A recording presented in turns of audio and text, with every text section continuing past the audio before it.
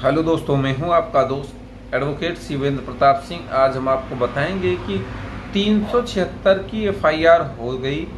आज जेल काट आए, जेल नहीं गए भी तो आप अगर एंटीसिपेटिक बेल ले लिए हैं, एंटीसिपेटिक बेल लिए हैं या तो आरएसटी ले लिए हैं, कुछ भी आपने फ़ायदा आप ले लिया है। कहने का मतलब ये कि आज का जो यह वीडियो है, सीधा सा सवाल है कि 376 के केस में जब चार्जशीट लग जाए तो उसके बाद व्यक्ति को क्या करना चाहिए, अभियुक्त को क्या करना चाहिए।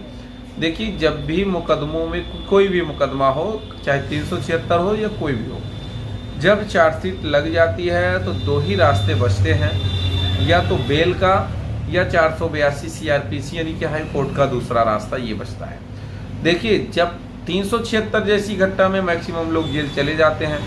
जो जेल नहीं गया है वो बेल भी करा चुका होता है, चाहे एंटीसिपेटिक बेल ले लिया हो या स्टे ले लिया हो, यानी कि कोई ना कोई वो राहत लेकर ही बैठेगा 376 में। अगर व्यक्ति जेल चला गया, उसके बाद जेल से बाहर आया, तब चार्जशीट लग गई, सम्मन आया, तो उसके बाद भी यही कहानी है कि देखिए, जब भी चार्जशीट लग जाए, अगर आप बेल आउट हैं तो कोई बात नहीं, बेल करा लिए हैं तो भी आप जाएं हाई कोर्ट, और अगर बेल नहीं कराए हैं तो बेल कराने के बाद आप जाएं 482 सीआरपीसी यानी उस चार्जशीट को चैलेंज करें। आप उस मुकदमे में जाएं कि साहब ये मुकदमा फर्जी है, इसका ग्राउंड ये है, इसका आधार ये है, समस्त जो भी आपके पास उसके दस्तावेज हैं वो सब लगाते हुए आप हाई कोर्ट जरूर जाएं।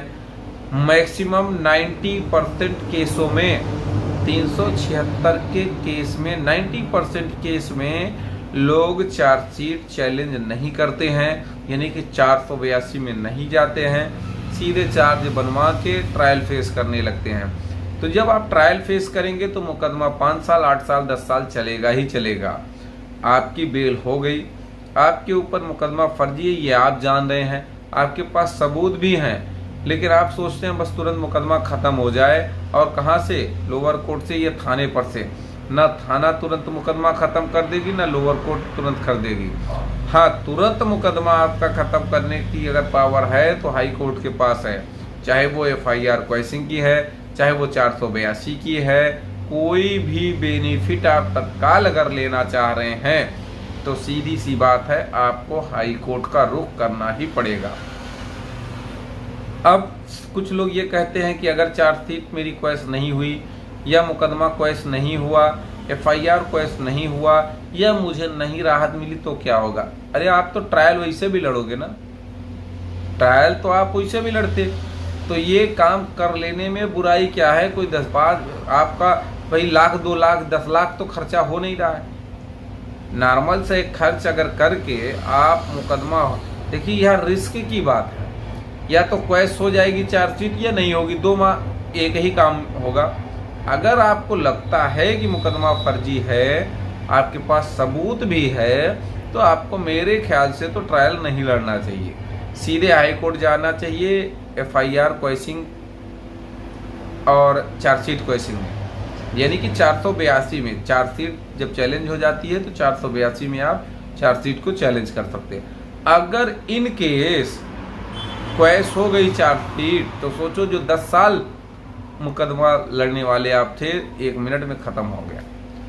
अब दूसरा सवाल, मान लीजिए नहीं क्वेश्चन हुई तो क्या हुआ? नहीं क्वेश्चन होगी तो भी आपके पास 2 रास्ते हैं।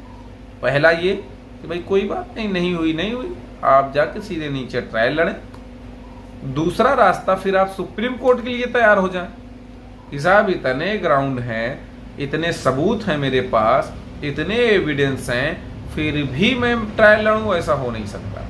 तो आप सीधा सुप्रीम कोर्ट का रुख करें। मैं गारंटी ले रहा हूं कि आप मुकदमा जीतेंगे, आपके फेवर में ही ऑर्डर होगा। तो अगर कोई सवाल शेष रह गया तो स्क्रीन पर चल रहे नंबर पर भी आप जानकारी ले सकते हैं। आशा करता हूं, उम्मीद करता हूं यह वीडियो आपको बेहद पसंद आया होगा। अगर वीडियो पसंद आए तो वीडियो को लाइक करें, शेयर करें। यूट्यूब चैनल SP 72 कानून प्रयागराज को जरूर सब्सक्राइब करें।